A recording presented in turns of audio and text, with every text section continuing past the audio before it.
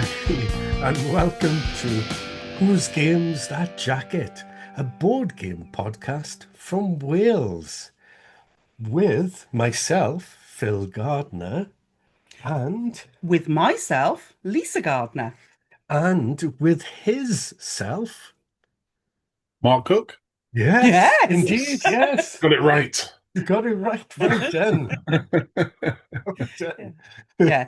Can we just start with it's lovely to be at eye level with you? Yeah, this never happens. Right. And as we go on, obviously people won't be able to tell listening, but I might actually go down a bit. My the hydraulic things bust in my chair, so every now and again I kind of just start sinking by the end of it. Looking at the top of my head instead. Oh, God.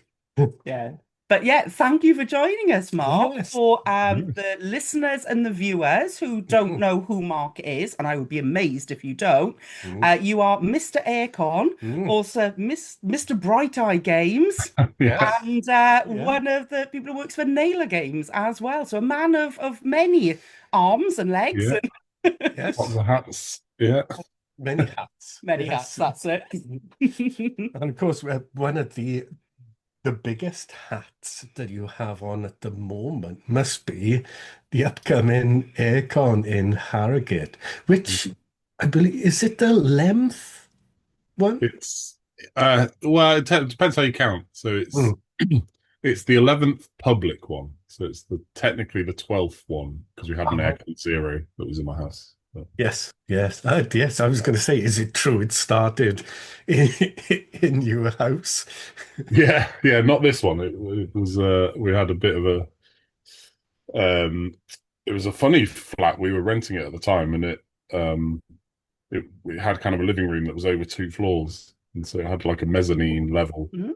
So I set up two tables in the living room, and then we had another one up on the mezzanine. And so we had 3 tables going, and yeah, it was good fun. Never. So how many people went to the first one then? I didn't actually count because they didn't sell tickets or anything, but I think it was I've been saying about 30 that came over the weekend because we ran it for the 3 days, and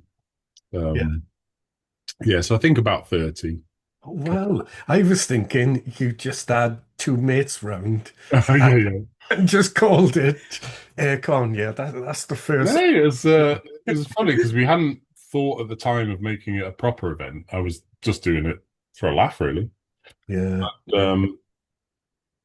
But I wanted to make it feel like it was a proper little mini convention. So that's why I gave it a name, and it had a logo and posters, and Traveling Man were even a sponsor. No way. Yeah. For the very first one. Yeah. We did a tombola. Instead of a charity raffle, we had a tombola. We raised like 50 quid for charity or whatever. Oh, never. We had some events. We watched a film together. There's a film by Ludofact, the factory in Germany, and they do like talk you through how board games are made. So we all sat and watched that together, and then we had a bake-off event where someone had made like an Oreo cheesecake and a couple of other cakes and stuff. It was fun. A Hungry Hippos tournament. Yeah. Yeah. Amazing. Fantastic. I love that. Yeah. So how did it go from that mates in your flat to AireCon, full conventions then? Yeah. Yeah. Well, so there was myself and my friend Ben. So we used to work for the same charity over in Bradford, and we'd been to a couple of conventions like Games Expo, and we've been to Games Expo a couple of times, and then we'd been to Essen. And then we were kind of looking around for other similar events. And, even though it was only just over 10 years ago, there wasn't really much around. I think there was a couple, StabCon maybe, and ManaCon, MidCon. But they've kind of felt a bit different, where it was like you kind of go, it's just playing games, like, and so we kind of were like, oh, well, let's try something, because we really enjoyed our experiences at Expo, and particularly the playing games bit of it. So we thought, well, let's try and start something, and so we did. And at the place where we both worked, they actually had a they had a hall that they used for training a lot of the time. So it was a big, quite a big hall. And so we asked, "Oh, can we hire it for the weekend?" And they're like, "Well, you can, but there's a church meets in there on Sundays, so we need it back on the Sunday." Oh, Like they have like obviously a regular booking every Sunday, this church.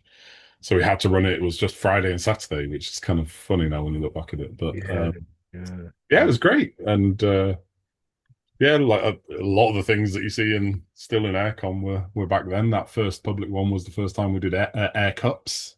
So a lot of Right. people collect the air cups, and that Yeah. was We've got our victory pints, oh, but the yes, victory the pint. Yeah, that air was a bit. cups are quite a thing, aren't they? With your Unfortunately, you don't get a single discount with the victory holdings. pints, No. but yeah, yeah, we had our own beer made for us, which was called Victory Pint. Actually, we had Oh, two. We wow. had lager and then Victory Pint, which was Never. an ale.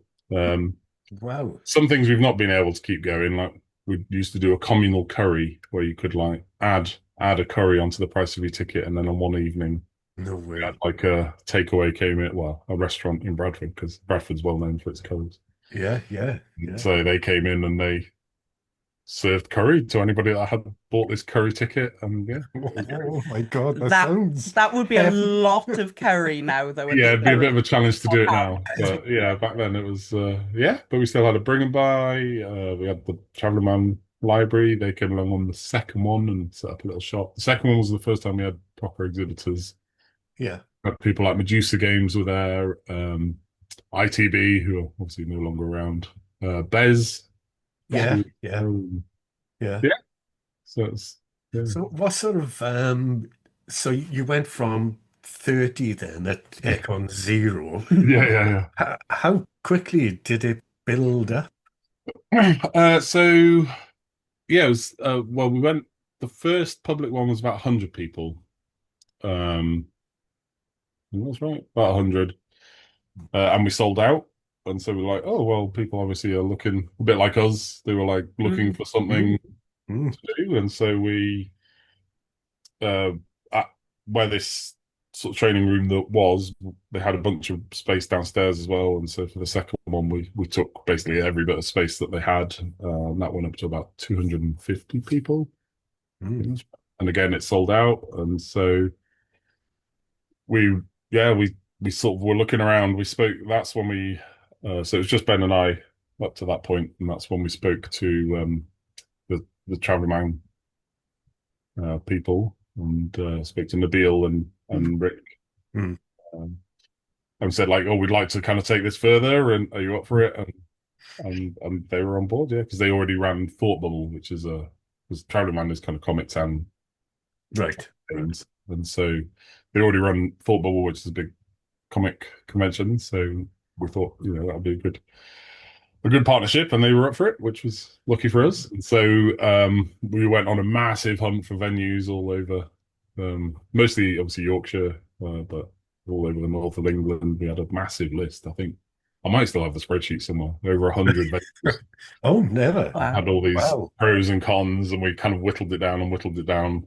Visited quite a few of them. One of them was really cool.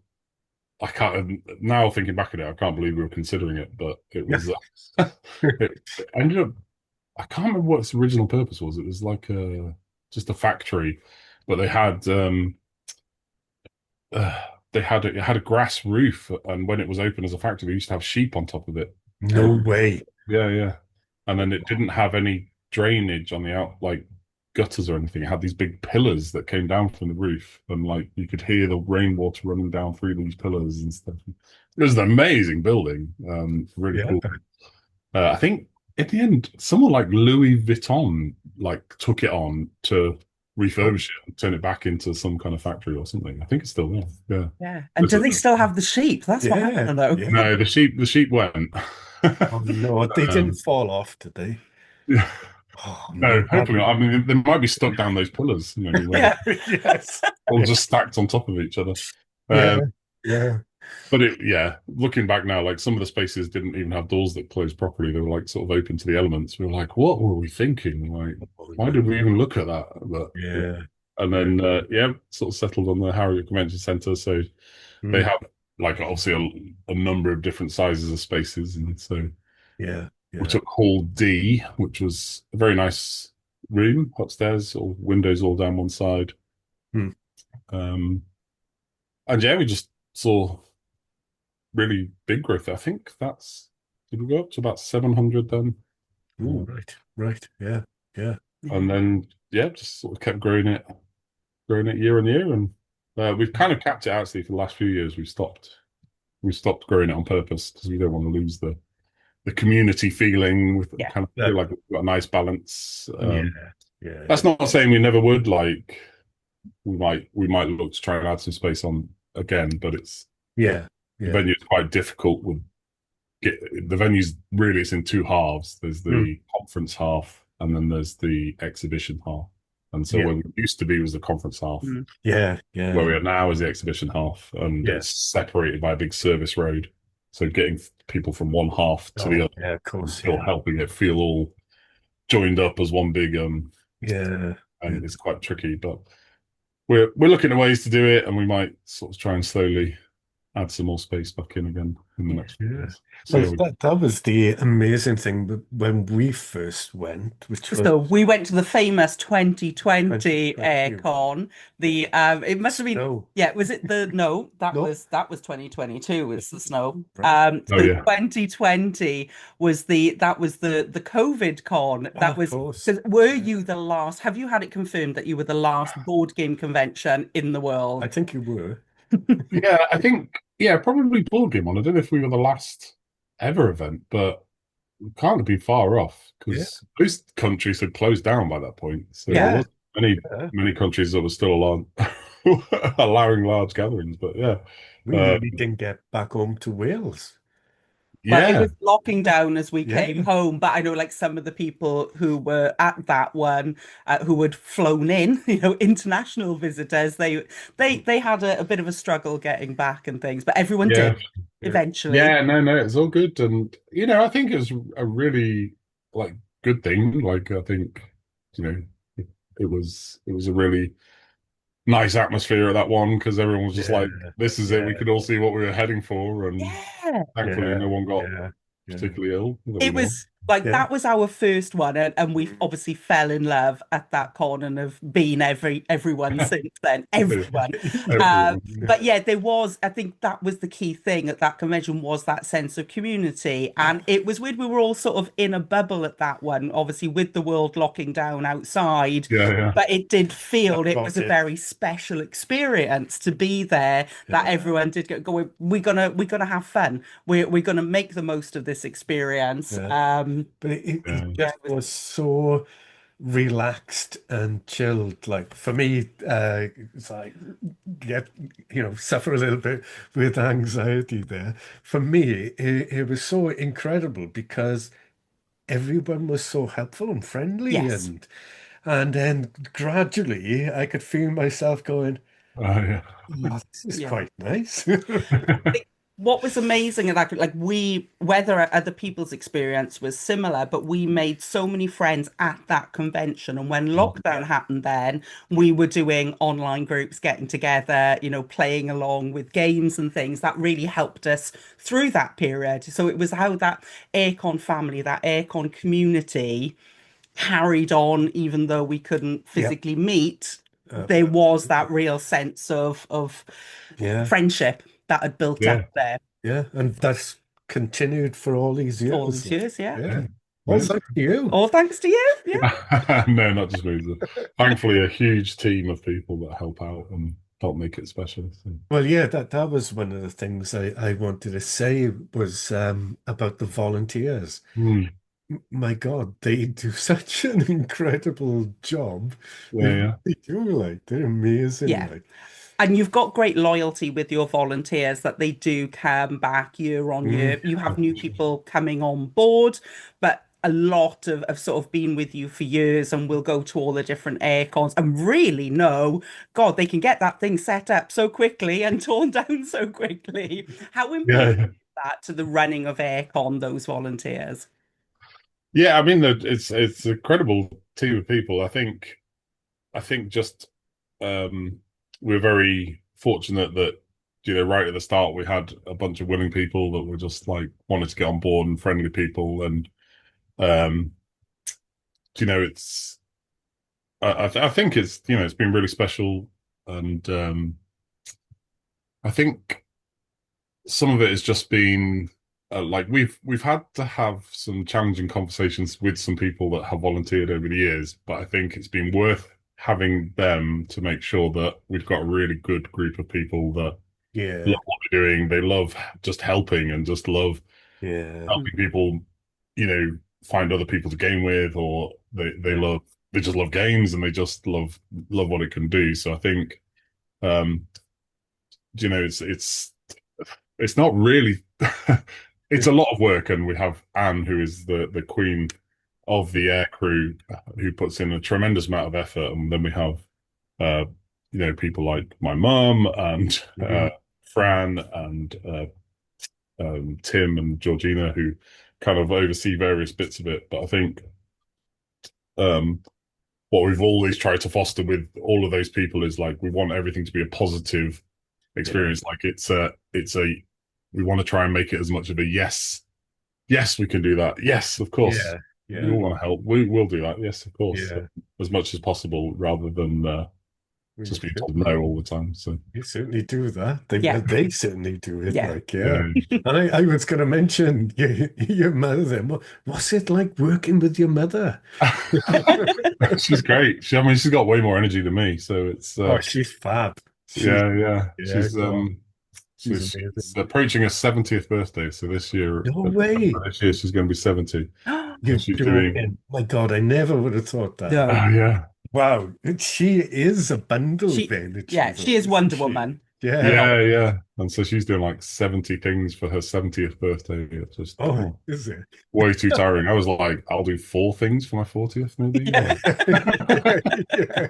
Yeah. Um, Yeah. but yeah, no, it's great, and we thankfully get on very well, have a great relationship. So Yeah. No, it's brilliant. Do you actually get chance to play games at a it depends on which the event. At Big Aircon, very very rarely. Like Mm, mm, we tend to try and at least play one game as a team all together. yeah. And then we'll often play after it's all over. We'll often play like back in the hotel or whatever, because we'll stay on Sunday night as well. We'll play a couple of games there, but it has to be very, very light. We like Yeah. can't be anything too complicated. So it's because our brains are all just a bit of a mess. I So I bet. think last year we played.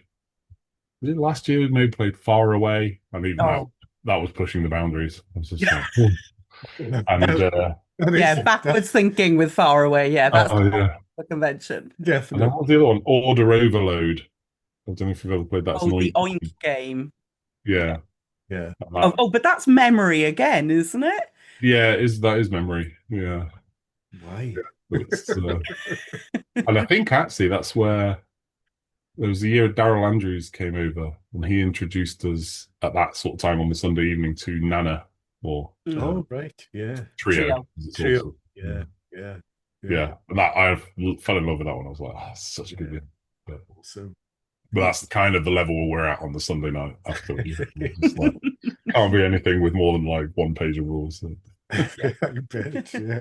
Because a lot that you do with AireCon, like say, you've talked about it being a playing convention, and it has got that trade space as well. Like say from the first AireCon when we were in the convention space to now where you're in the more trade halls, you have really grown that space as well. Yeah. But there's the amazing thing with that is the extra events you're able to do in things like the theatre now, isn't it? Oh, Like yeah. you've always had your quiz, you've Yeah. always had the raffle, and those things, but now having like a really amazing space to do those things and the mega games.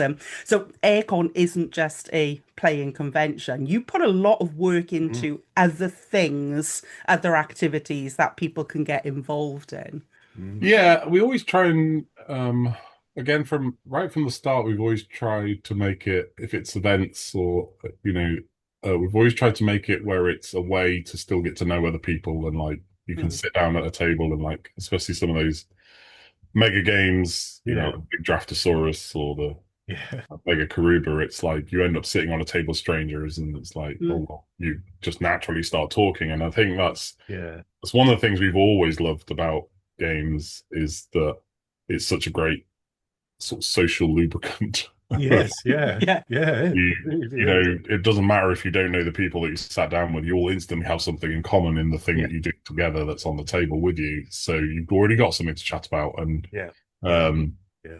I think it's just a great way of sort of breaking down barriers for people. So pretty Definitely. much all of our events have always been geared to like, well, how does this promote people like having something to talk about or getting people together or helping people to make friends? Mm. Yeah. Yeah. Uh, and so Yeah. that's the filter we always run our events through when we're trying to choose what to do.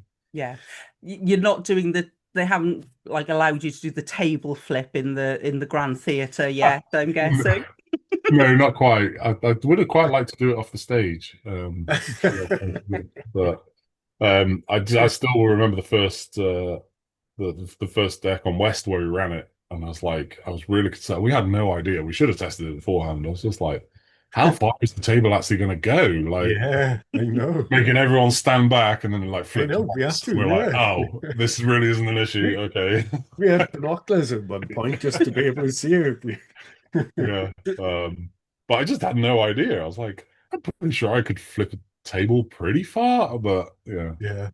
It was, That is such a fun event because you've mentioned though it's not just Harrogate, yeah, yeah. it's Telford and now Manchester as well. Yeah. So Yeah, no, it's great. And so that's where we kind of wanted to go with some of so rather than just growing one event and just making it bigger and bigger and bigger, we sort of thought, well, we'll branch out and deal with the growth that way instead and try and make these other events yeah, in the country. And I love that they kind of all, to me, all still feel very AireCon. They all Mm. still feel like they have a common DNA, but they also have their own Mm. identity as well, like yeah, things yeah.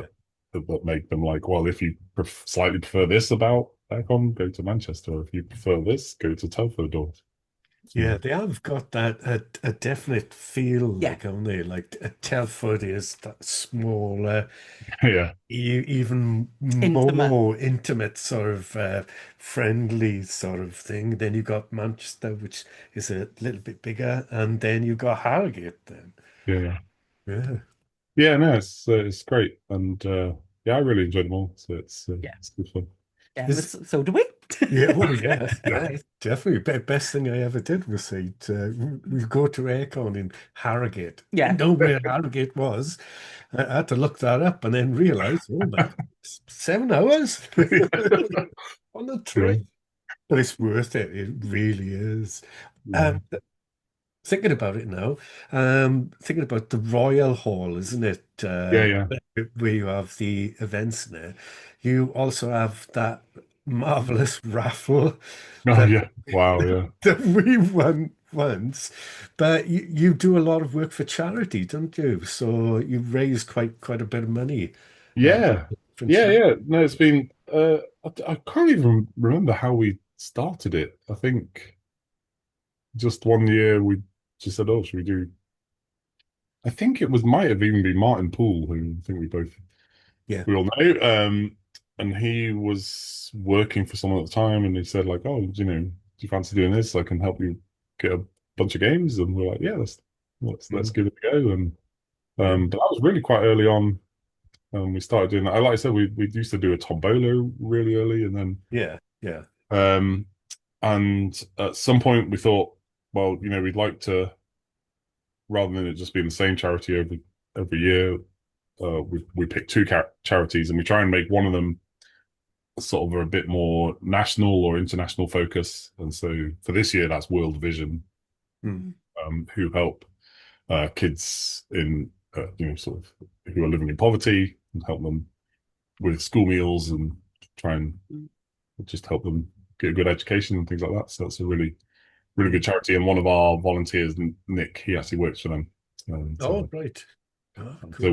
we're, talking of about like, kind of our volunteer community. Quite a few of them are informed or nominated by some of our volunteers and stuff. So Yeah. that's Yeah. really cool to be able to do. And then the other one, we try and make it a charity that's kind of a bit more local to us or a bit of a smaller charity. So This year, that's the Joanna Project, who help women in Leeds who are um, uh, probably just struggling a bit with life and Yeah, Mm. yeah, to yeah, yeah, either work on the streets or have some kind of addictive behavior or something like that. So they're um, yeah, they're really doing a lot of good work. So, yeah. No, that's really good, like, Yeah. isn't it? And for those who don't know, the raffles are quite a big thing at yeah, AireCon Harrogate. They are incredible. I've never Yeah, seen so many games before. so many games, winning an entire table. And I think but for some people they can't quite visualize what that's like, but it is as you can think, a whole Yeah, table full of table games, full or of those games. games are spilling off the table as well. So it's normally sort of, 10, 15 games, or in our case, all one game, but a yeah, lot of it. Mainly one game. Yeah. yeah. Yeah, it was kind of when we were first talking about it, because I'd been to a few raffles, and I think anyone doing something like that, it's great, and we're always grateful for the publishers and for anybody Mm, that sends in some of these donations. But I kind of felt with some raffles, um, you kind of, if you're allowed to, you're allowed to pick your prize, and I kind of looked at the amount that we had, and I was like, mm. this is going to be the convention. This is the whole thing. You'll just have to be there for the whole weekend whilst you're waiting for people to Yeah. pick a Yeah. game, and then you get to the end where maybe the stuff that people were really hoping for has gone, or and so they start leaving. Yeah. So Yeah. still just pulling out tickets, saying, right, now this on, now this on. And it Yeah. just can take a little while, especially like I said with the very generous prize donations that we have. So we thought, Yeah. oh well, we'll bundle them up, and we wanted to make it like a big, exciting event. So it's when you win Oh, big. you win big. We Yeah. know. Yeah, yeah. And so yeah, it's been amazing. Like the last couple of years, we've actually topped £10,000 each year for the charities. So Yeah. Yeah. um, Yeah. yeah, it's really cool.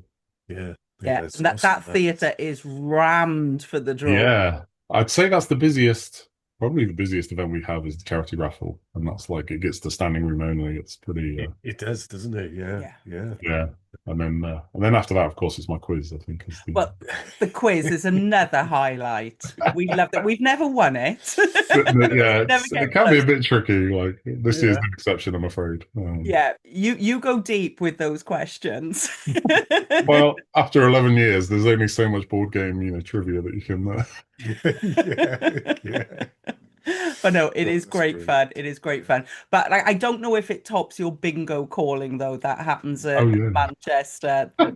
You are an expert caller. Yeah, yeah, the phrases you come up with.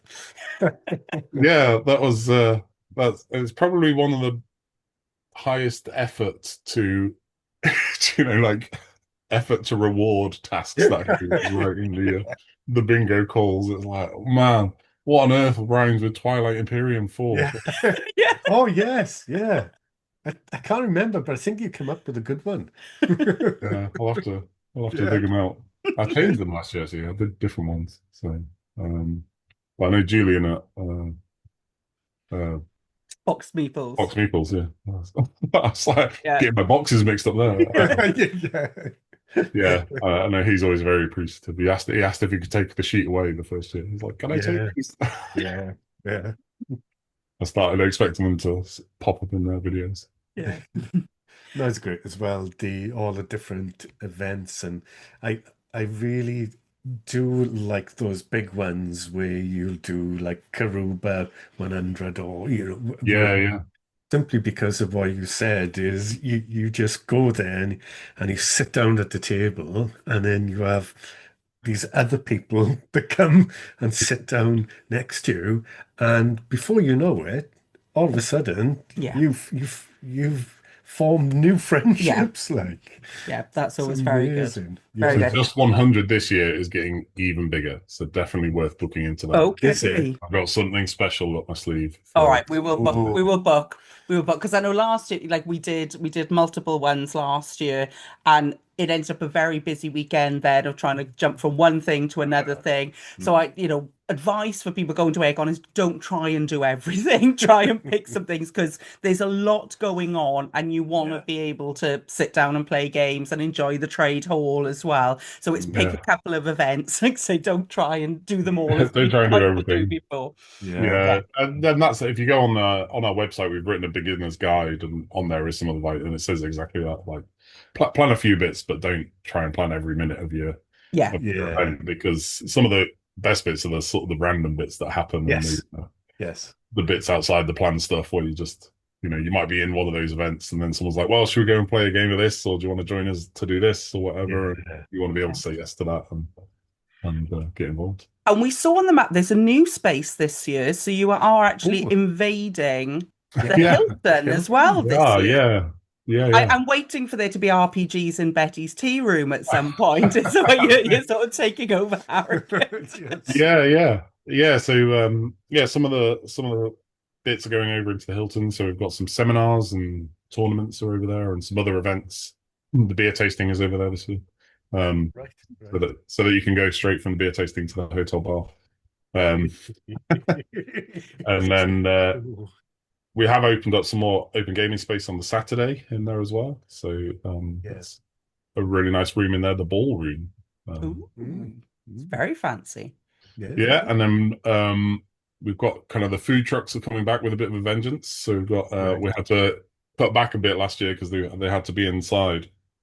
Yeah. Thankfully, we found a way to be able to host them up at the Hilton, and got like a nice food hall there, so you can go and grab your poutine and then go and sit down in the food hall. No. Sounds amazing. And you did slightly touch on then around the beer tasting. That has often been our favourite. We've never done it at Harrogate because we're often drinking a lot that weekend anyway, and to add the beer tasting on top. But we have done it always at Manchester and Telford. That is sort of, your past life. You're bringing it into AireCon with that, isn't it? So for those who don't know, you had a career within the brewing industry, should we say, is it, or within with beer, and you bring that experience and knowledge to the beer tasting. I can't even remember how it started, how we thought that I would just do a beer tasting. So I used to run a bar in Leeds and did a lot of work with various breweries. And it was an international beer bar, so we always had at least 200 different beers available on the bar, and obviously it was my job to know about all of them because I was running the bar. But it was like a small bar group. It's still going actually. I think there was about 6 bars when I was there. Because we were kind of the flagship bar, we had to run the beer tasting for all the bars, and so we used to do the very first one that I did was the basic beer tasting at the AireCon events, and that's what we used to do with our staff, was like how we would train them and go through the major styles of beer, and that's how it started and went down well. So I was like, we'll try another one, and we'll try another one, and so it's always very well received and a lot of fun. Yes. Yes, and I apologize for any mischief behavior when I've been attending them. It's all your mother's fault. Yeah, definitely. No, it's all part of it. It's all good. It's all good fun, and I wouldn't have it any other way. Yeah. Is it the beer and wine you're doing again? Yeah, this is grape and grain. So how we've kind of done the cycle is we will repeat the event from Telford to Manchester, and then but doing it in Telford and Manchester kind of helps me get my my patter and my rhythm down and make sure it's going well, and test it on a slightly smaller crowd before we go to Harrogate, and then it's that is can be a big and rowdy crowd. I should imagine. Definitely have to use the microphone and the buzzer at that to get people to listen. No, fantastic. Well, like I say, it's great fun, all of those extra events and everything. So where's next for AireCon then? You say you're looking at keeping Harrogate the same size, but you've got Manchester, you've got Telford. Are there plans for more? Not at the minute. And actually, I'll be honest, Telford was a bit of an accident. So we had always, well, not always, but in the last few years, certainly in the run up to COVID, we were kind of eyeing like, oh well, at the time there wasn't anything in Manchester, and we thought, well, it's not too far away from us. Manchester deserves a really good board game event. And so, but then obviously COVID hit, put put a stop on those plans for a while. And then as we came out the other side of COVID, Tabletop Gaming Live announced that they were going to do overnight in Manchester. So we were like, oh, cool, they've got it covered. And again, our good friend Martin said, "Oh, what about Telford? Like, we got like, what about it?" He had run his own thing that I kind of helped out a bit with, which was called Pool Party, which was yes. wanted to have a few friends over and stuff, and it ended up getting a bit out of hand. So he hired a hotel, and I went along, and I was like, "Yeah, this is really cool. This feels like a little mini AireCon." And yeah. So when Manchester was off the cards, we took that on. But then Tabletop Gaming Live announced that they weren't going to run it again in Manchester. So we were like, oh, well, let's go back. And we still had all the contacts from when we looked at it previously and got that up and running. So we love Manchester. Love Manchester. Yeah. Really good. Good con. Yeah. I love it. What were you thinking bringing Ben Maddox? Oh, yeah. Maybe a bit of an error. But no, it's great. And like I said, the mall having their own feeling. Manchester, for some reason, feels a bit more grown up to me, like a bit more of a grown up crowd for some reason. I don't know, maybe not. It's obviously still have the family zone and still have a lot of families coming along, but yeah, whether it's the location or something. But yeah. Well, maybe it's just Ben Maddox. Yeah, it's probably just Ben. Yeah, it's his swearing making it feel more adult. Exactly. But no, that's where we first met Ben, wasn't it? That was where we first met Ben. Yes, and couldn't shake him off. He was even on the train home. He was. Yes. Yeah. Well, and then of course there's the honorary fourth AireCon in Essen. Yes.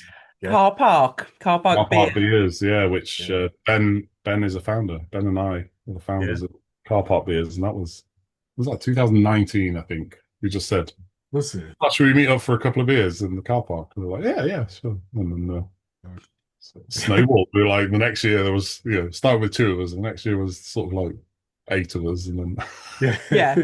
But the last Essen, because we never missed that at Essen now as well. Yeah. But last Essen, I think we were leaving, sort of like it felt like almost like the halls were closing, and we walked past the car park, and you were still sat there in your deck chair with a beer. And I was like, how many hours have you been at this? Yeah, so it's a long haul. Unfortunately, it might not happen this year. I don't know if I'm going to make it to Essen this year. Oh, never. Oh, is it part of your mum's 70 things for a 70th? Possibly, yeah. No, it's just a lot of traveling. So just cut it back a bit. And Essen ends up being a long old stint because it's quite a long con anyway. And then it is, especially if you're exhibiting, because you've got to be there on the Wednesday to set up, and then because we have to take the ferry over, that's 2 extra nights. So you end up like it's over a week usually that I'm away. It's pretty exhausting, isn't it? It's full on Essen. Yeah. And so might just have a break for a year and then. Because that leads us into your other hat, because the reason you're at Essen is normally with Bright Eye Games, isn't it? So your games company. So tell us about Bright Eyes and how that came about. So it was for a few years. So like I said, I used to work. Ben and I used to work together for a charity over in Bradford. And then I decided I wanted to do something a bit more meaningful with my life, so I wanted to get into board game production. I don't know why, really. I was just looking for a bit of a change, I suppose. And I started working with Fog of Love, which is a background in project management, and they were looking for a project manager. So I went over there and I was helping them for a while. And then moved on, and then I went to PSC Games. Yes. PSC Games for a while. So they obviously Blitzkrieg and Caesar and Defense of Procyon 3, various other things like that. And we kind of found there that we were getting quite a lot of pitches for sort of more family type games, or lighter, that didn't really fit within the PSC brand, because that's PSC were kind of a bit more war gamey, a bit more fighty, combaty stuff. But they were games that we really loved, and so we set up Bright Eye Games. There's three of us from PSC Games that set up Bright Eye Games to kind of take some of those games and publish them under a different studio. And then after a while, we just kind of felt like, oh, actually, our attention is kind of being split a bit between these two things, and it was a little bit hard to focus on both. So I actually took Bright Eye Games at that point, and the PSC carried on. And that was it really. And it was always kind of trying to find games that had sort of interesting themes, not too rules heavy, not too combat, or not too much negative player interactions. And so and we were very fortunate. Our first couple of games, we had the excellent Mike Nudd, and we did a new version of Waggle Dance, which was a game that I'd always loved, and so being able to kind of bring that back and do a newer version of that was really cool. And then the follow-up was Turnlight Towers, and then I had helped out on Core Quest same time, and I was going to say that's probably how a lot of people may know of Bright Eye. Collaboration with Dan and Cora. No, that was amazing. So I'd actually done that outside of Bright Eye Games. I was kind of they were looking for someone to help them with production, and I said, oh yeah, I can help. And then when it came time to looking for a publisher to take it to retail, I said, oh well, should we have a look at Bright Eye Games? And that was really cool. And then sort of over the years, as sort of certain things are changing within the world, becoming a bit harder to ship some of those larger games. So we're sort of focusing a little bit more on the small box, small format style games. Like Catchy Cat. Got my copy. Finally, Do you know what? I don't think I even have a copy. Oh, a minute. I ended up giving my copy to someone, and then I was like, "It's fine. I've got more in the warehouse." And of course, I didn't. We sold them all. I'll sell this to you at quite a large profit. So I've got some more coming. It's fine.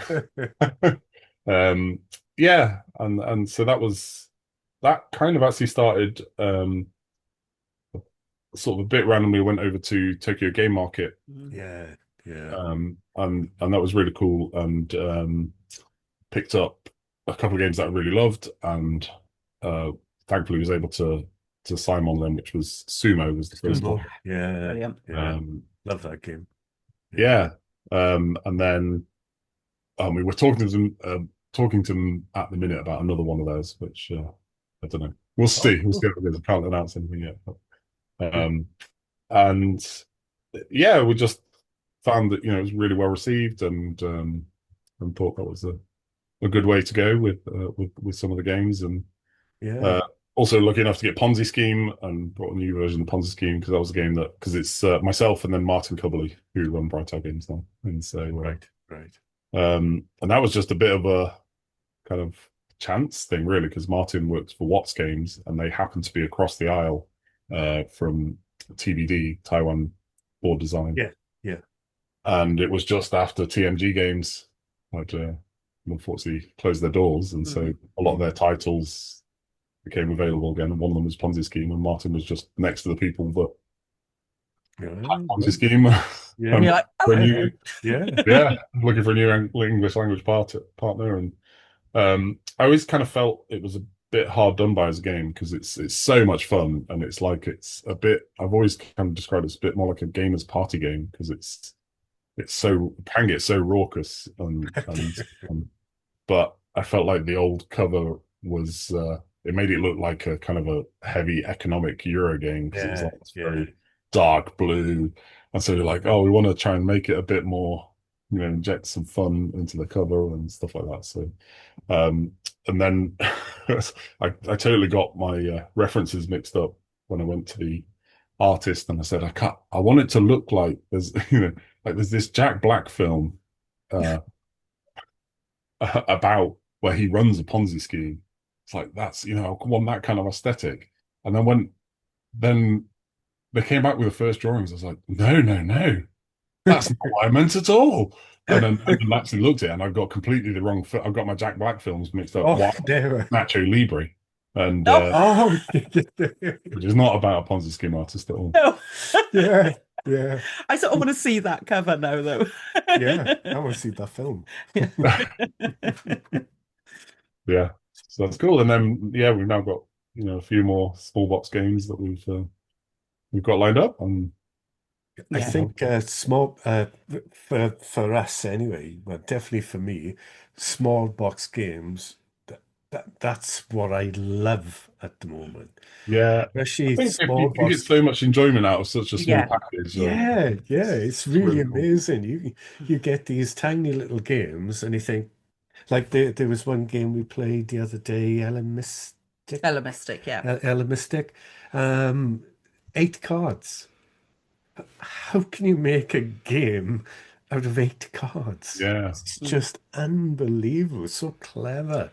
And of course, like you say, with the tariffs and shipping and everything, the bigger box games now, the cost on them is just so high now. The small box, yeah, yeah. they, No, I think it's I think they obviously have their place. I've got a room full of big box games here, but I yeah, think for a small company like us, it's obviously it's a lot of money just sat in stock and on boats and on water and stuff. So yeah, uh, sort of weathering that storm really was would have been a bit tricky. So being yeah. able to small box games and even print them locally because like Catch a Cat that you had there is printed in the UK. All Mm.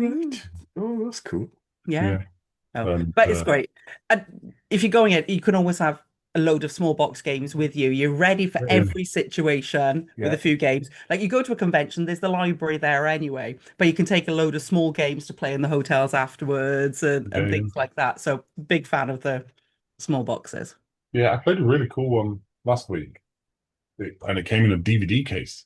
Ooh. Of Oh, course, there must just be like warehouses full of DVD cases because Yes, I know there I must bought be. once off Travel Games and it was in a DVD tape. What was it? Yeah. Quack Corrupt Ducks. I all think Uh, right. I bought you yeah, once, yeah. that was in a And DVD that's not Yeah. this case. one. Yeah. This one was the Magic Shop, and it used the CD inside it as a game piece. No Oh, way. The board was kind of printed on the CD as like the old CD label, and Yeah, they yeah, kind of board on there. You didn't really need it, but yeah. you could also play it, and it had loads of really weird music on it. No. oh, Good. Background music for the game that was really yeah. Oh, quite quirky. Brilliant. That But it's is. a great that, game. Yeah. that is. Because you said about going to Tokyo Game Market and Mm. what somewhere we'd love to go one year, but it seems that it is a big focus on the smaller box games in the Asian market is more the smaller portable, lot of trick taking, Yeah, but for sure. interesting themes, definitely. Yeah, yeah, could definitely be some. And I think sort of promoting smaller companies and you'll see just designers just there and they'll have like 100 copies of a game, and when they've sold out, Yeah. never see that game ever again. But Yeah. um, Yeah. I think a lot of it comes down to, particularly in Japan, is just real estate and how much it costs to have a board game shop with like the size of board games. And so if you Yeah. have little games that they don't take up as much space, Yeah. which Yeah. is good. And it is dangerous though, because it means like in my luggage, it means I can fit like 20 games in rather than two. No, Yeah. yeah. Yeah. I Yeah. think if we went, I dread to think what we'd end up trying to bring back. It'd be a lot like coming back from Essen. It Did you buy this every small game at Yeah. Essen? Yeah. Yeah. Yeah. And so we've actually tried to bring a bit of that to AireCon this year. For the first year, we're running something called the Yokocho, Yes, Yes. I saw that. That sounds Yeah. interesting. little Yeah. small, where it's focuses on sort of smaller designers and publishers. And Ben from Travel Games is going to be there for one of the days as well. And Yeah. Yeah. sort of alongside it, we launched a bit on the website where you could go and see what some of the exhibitors were bringing and maybe pre-order and things like that. So it's really cool to see some of these smaller designs there. There was one that I was really looking at where it's a solitaire game, but you just hold a hand of cards, and that's the whole game. There's like it's in your hand. You never Right. Oh, so you yeah. can play the whole thing. It's how you order the cards and stuff. It was really cool. Yeah. But I Yeah. love seeing that kind of creativity and Yeah, definitely. Yeah. so Yeah. hopefully that'll go well this year and we'll be able to grow that up a bit. Yeah. Yeah. Because Yeah. that's what we've seen has really grown in the AireCons is the demoing space. A lot more people bringing their games, doing demos there. And like I say, from sort of smaller independent designers and Yeah. publishers. Mm. So we always enjoy checking that out. Yeah. Yeah, no, it's great. Yeah, definitely. Because that's where you find hidden gems. Like, Yeah, definitely. Yeah. Yeah, I think it's good for people doing that because AireCon is a bit more chilled out compared to some of the bigger conventions, and so it means that you can sit down and you can test games out a bit more and get Yes. feedback from people and see how it's going to go, and so Yeah. it's always really fun. Definitely. Yeah. Yeah, Oh, no, super. definitely, yes. But what we really enjoyed having a demo of this year was you were very kind to send us a copy of the Oh, Grand Tour yes. to take a Oh look yeah, at because you also work Yeah. with Naylor I Games. do some work with Say, Naylor no Games. rest for the wicked, is there, Mark? Yeah, indeed. Yeah. Yeah. Yeah, Snowdonia For Grand. Snowdonia Grand Tour. Yeah. yeah. No, that's really cool project to be involved in, and so I just saw James was asking James Naylor, who obviously runs Naylor Games, whether there was anyone in his circles that knew a project manager or was a project manager, and I was like, I'm a project manager, and Yeah, I've got a bit of time on my hands. I've not got many other things I'm doing. Not doing much. yeah. Yeah. But it's an amazing project because Snowdonia now, getting on a bit in terms of board games. What, 2012, I think it was first published. Yeah. Yeah. But still such a great system and Mm. still Oh, yeah. much to explore in it. And yeah, so when kind of James told me the vision that they had for the game, I was like, yes, this sounds really cool. I want Absolutely. Yeah. All them to be on different board, and maps. it's yeah, a different map for every Mm. scenario, and working with a different artist for each one as well. So Yeah. it's really cool. And yeah, it's really fun. Like we have daily meetings there talking about some of the stuff with it, and it's every time we've just got so many more ideas of like, oh, this is how we could make it even cooler. And Yeah. so yeah, can't wait to get it kind of into people's hands and so they can. Yeah. Yeah. Certainly an ambitious project because, as you said, it's like we saw 4 of the scenarios, but like I say, is it 12 in total? Is it 12 maps? There's 12 in Grand scenarios? Tour, and then there's 2 more in the base game. In the base game. Yeah. And like I say, everyone, unique art, unique sort of mechanisms, but still got that Snowdonia core with it, but really thematic So of clever. the different places in the world you're going, of really tailoring the game to that Well, place. there's a Tokyo map. Yeah. Yeah. Didn't you have a little something to do with that, Mark? So the scenario was actually already designed, and they kind of had done a lot of the design work already, but a lot of the kind of research and the how the final result of it was thankfully I was able to get involved and get stuck in, and there's some surprise stuff coming for that when you get the final version, so that's it's going to be fun. Can't wait. It was an insta-back, as they say. Yeah, and I like researching the trains and stuff. I wouldn't say that I'm not down the sort of train spotter. I'm not like that far down the hole, but I love a train. So getting to research some of those Tokyo trains was really fun because they obviously have the Shinkansen, the bullet trains. Yeah.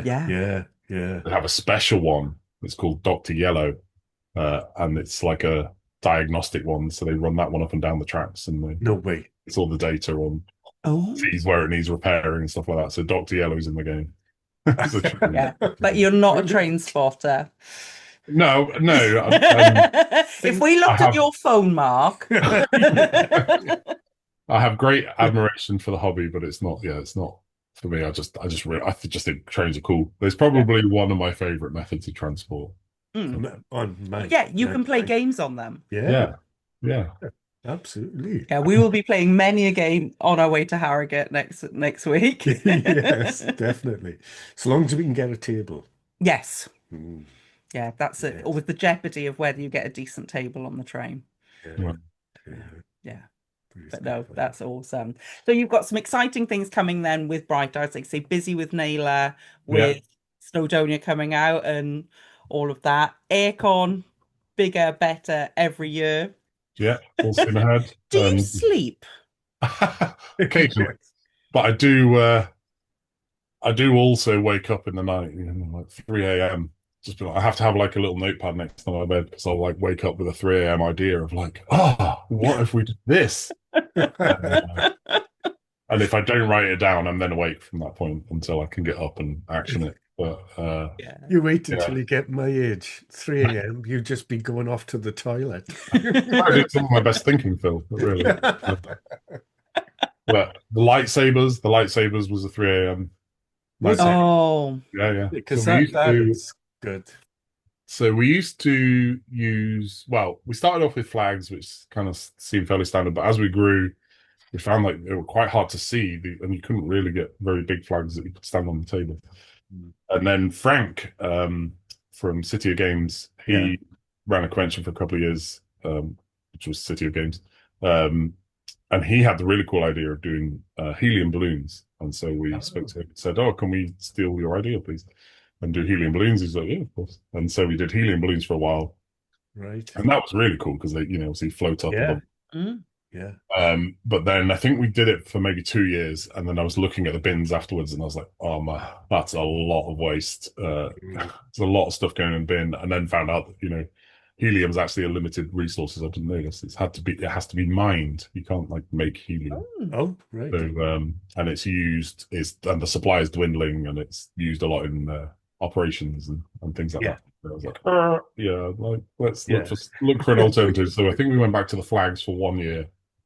And then, which maybe actually the year we went back to flags was maybe the year we launched the game system because we were like, we need to find a way to be able to find others to play games with. So that inspired that. But then, yeah, 3 a.m. in the morning. It's like I don't know whether my kids had been playing with it or something, or had seen one somewhere, and I was like, Yeah. find a way to get them on Yeah. tables. These light up stands. So went into the next AireCon meeting and was just like, right, hear me out. And then they've even had an upgrade this year, so we've got a load of new ones because over the years some of them end up just not working or whatever. But this year we've had I've got one here actually. 3D printed stands for them. Oh, cool. Proper AireCon stands. Oh, lovely. Very cool. Yeah, so, that's super cool. And then the lightsaber will stand up in there. So it's cool. Yeah. Such a good idea, isn't it? Yeah, it's It great. really is. Yeah. Yeah, I love it. And it's great walking around and seeing them all lit up. Yeah. Yeah. Yeah. Just don't have fights with them because No. lightsaber will take your arm off. Yeah. Frowned upon. Yeah.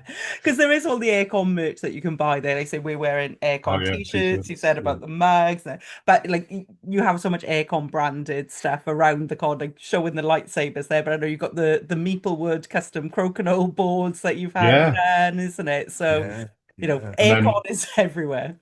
Yeah, yeah. It's kind of just happened. I think because of a background in graphic design, so I was always a bit like, So you designed the logo, did you? Yeah.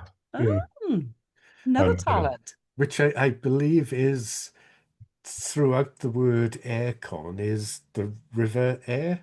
That's right. Yeah, that is the River Air. The very first one, I've still got it. The very first logo I designed, it still kind of looks the same. It's certainly the lettering with the squiggle through. But the first one that was two different colors. It was the top half of it was yellow, and the bottom half was blue, because I live in Guiseley, which is where the River Air runs just over there. And our local football club, that was their colours, was the blue and yellow. Oh, right. So I was like, but it never made it out into the public, that one. And then it had a tagline underneath that said, "It's cool." Oh, it's cool. AireCon, that's cool. Yeah. That, like I said, never actually made it. Anyway, and then the triangles, kind of the triangle logo thing, is a stack of board games from the corner. Ah, right. Oh, I never realized that. Yeah.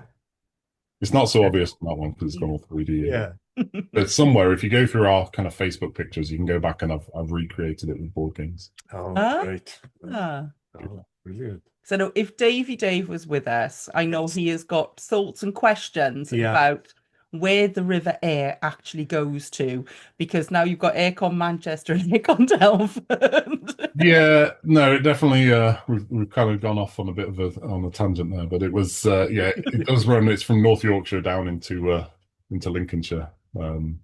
But we did toy with like, well, what rivers are in kind of Yeah. Manchester and Telford that we I did play around with some logos and stuff, and I'm like, oh, it's probably a bit too confusing. So Yeah. um, Yeah. and so we ended up with so we referred to those ones more as AC rather than AC Yeah. West. Yes. Yeah. Yeah. Yeah. Yeah. And then talking of Meeplewood branded stuff, Steve is actually making some parlor games for us this year. Yes. Yes. Yes, I know. Really Yeah. fun.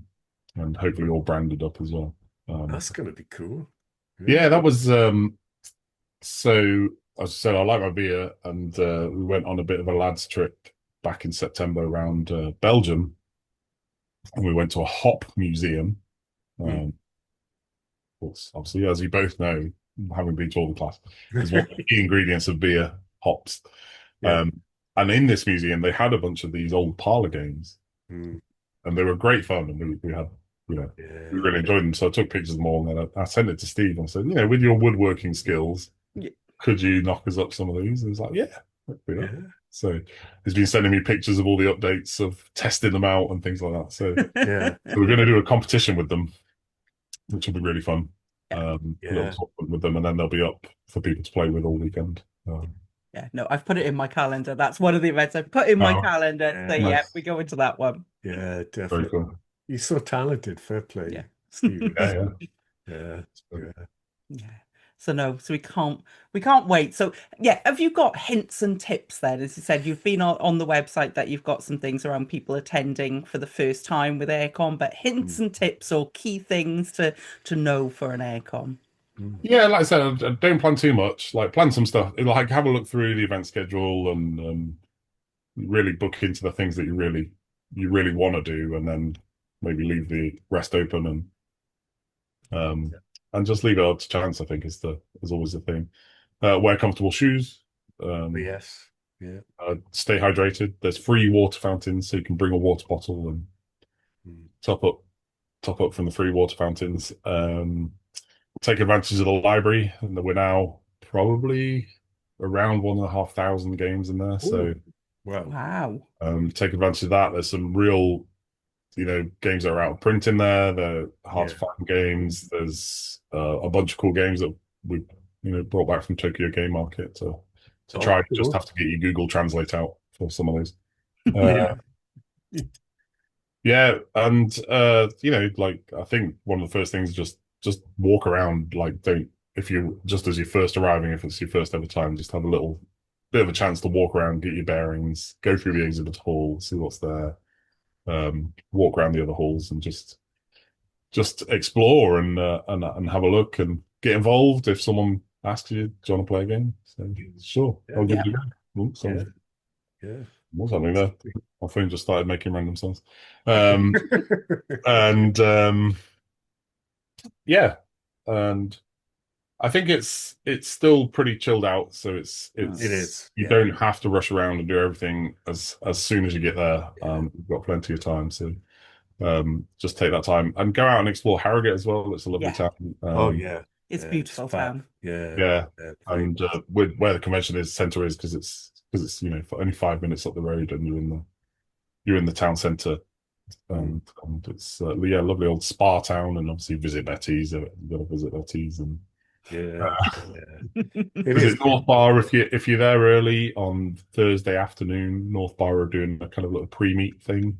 Yes. Yeah, I was going to say, so Yeah. for people who are attending, for the first time or might be attending on their own, you do coordinate meetups and things, isn't it, for people to, pre-book in on a game or just to meet people. And yeah, Yeah, I did see that one up the definitely. North Bar. And Yeah, discounts yeah. on drinks up there during the weekend as well, I Yeah, saw. so as long as you've got like either you can show them your ticket, or if you've got your lanyard, and then you get there, they've got their own sort of North Bar app, and then you'll get 10% off all drinks, which is cool. And then also, if you're at the bar, you can roll a D20, and if Yes.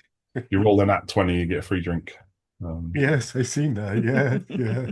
That's good. And then yeah, the game system that we have, is just it does loads of stuff. You can see what's in the library, and if there's a game that's checked out, you can put an alert on so that you get told when it's back in the library.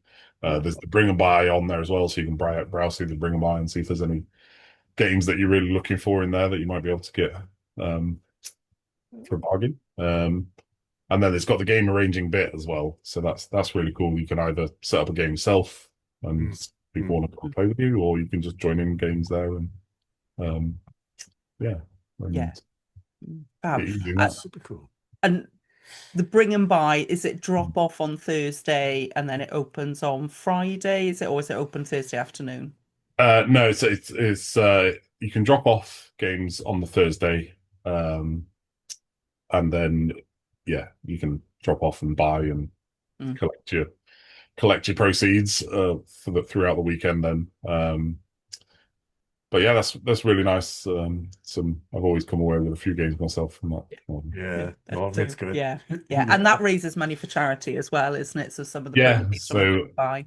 Yeah. So we obviously it does have quite high running costs. So we just take a small amount of commission for each sale, and when we've covered our running costs, anything that's left over, we donate to our charities. Yeah.